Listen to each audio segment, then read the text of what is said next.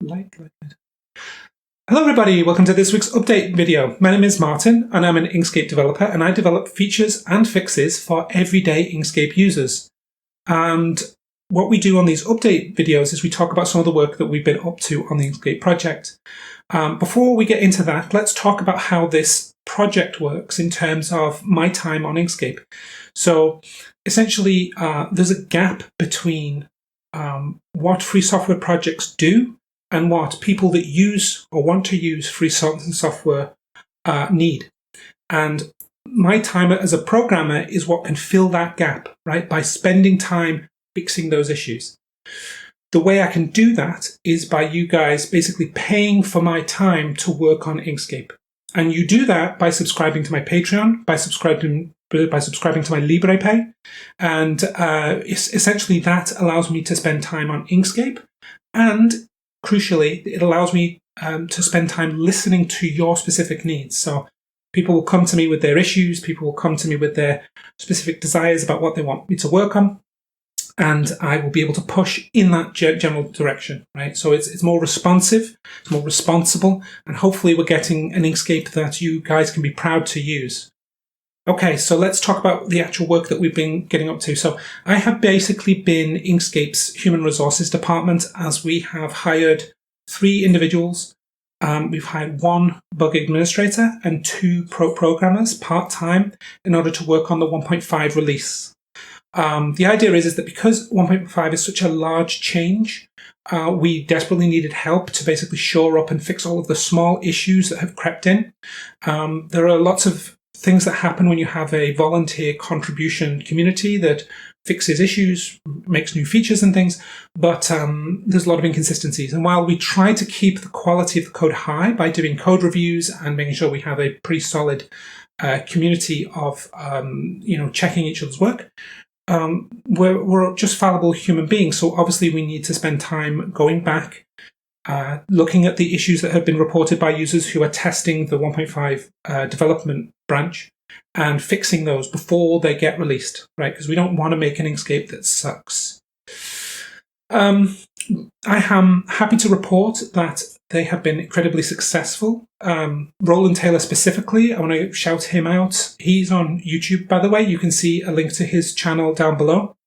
Has been very good at sorting out issues, organizing his developers, and basically pushing the project technically forwards. My role has basically been hiring and looking after contract things and making sure that people get paid and stuff like that. Talking with the Software Freedom Conservancy, which is the charity that holds Inkscape's charitable donations. Okay, so apart from that work, I have also been doing this rendering engine, which is a long-term project. I've been doing it now for a couple of years, where we try and change Inkscape. So instead of just being RGB, red, green, blue, it also can support things like CMYK and other color rendering. This is quite a change in Inkscape, and it's taking me time to be able to basically refactor all of the pieces that are necessary, but we are getting towards the end.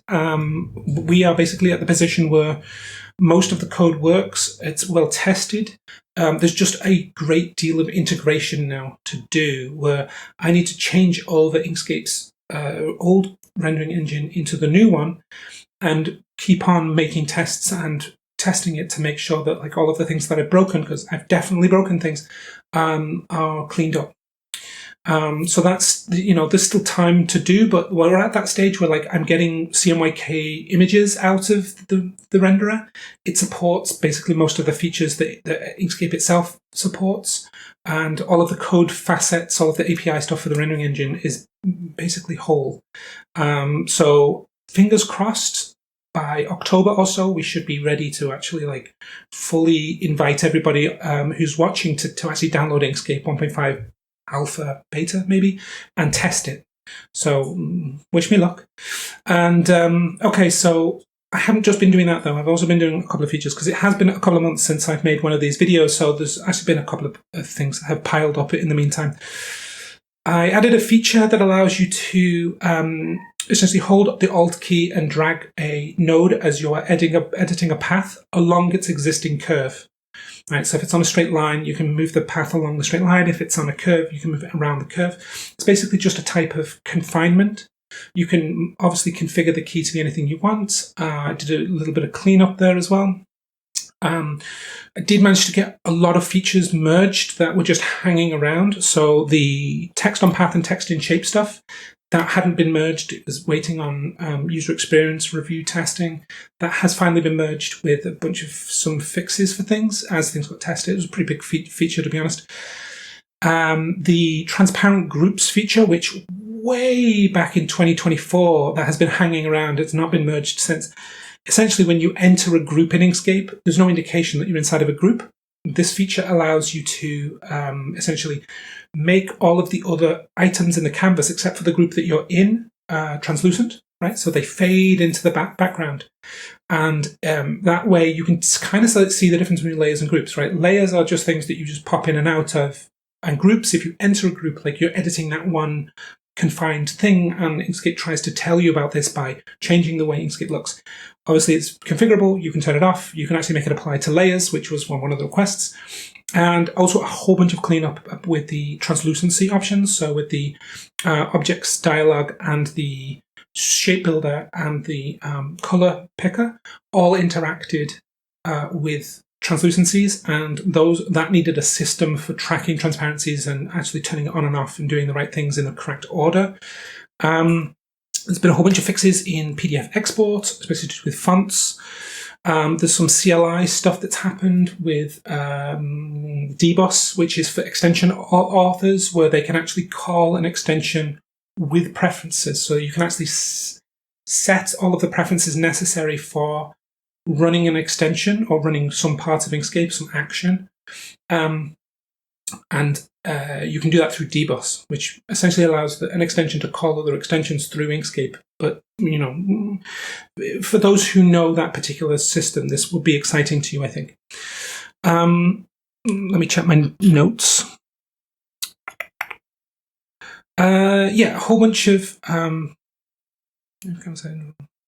Oh yeah, so yeah, basically for the rendering engine, I've had to do a lot of preparatory work, so a bunch of cleanup to do with removing all of the tangled knots that had grown over time, all of the weeds that have kind of crept in. That all needed to be cleaned up so that it was essentially a easier way of integrating the new code, because the more complicated the integration is, the exponentially longer it will take. So actually cleaning the old code does make sense for this particular thing. There's a bunch of other things going on with fixing widget stuff. There's bugs still in 1.5 that need to be fixed, so that's going to need some attention, especially with speed improvements, I think, with the objects dialog. The AI policy continues to be an issue. We have essentially banned AI contributions entirely. It's just not working out. It doesn't work for our project. We expect you as a contributor to actually write the code that you contribute. The website was attacked several times. I had to defend against that. Facebook was a particular culprit. They give no shits about destroying other people's websites. And so it goes. And yeah, so this is a monstrous update because it's been quite a while, and I apologize to the people, especially those who made comments asking where my next update video would be. Hopefully this will suffice. If I promise that I'll make a new update video in 2 weeks' time, would that be soon enough? Let me know down below, and please subscribe and comment and do all of those things, because the more activity, the more YouTube promotes these videos. And thank you very much.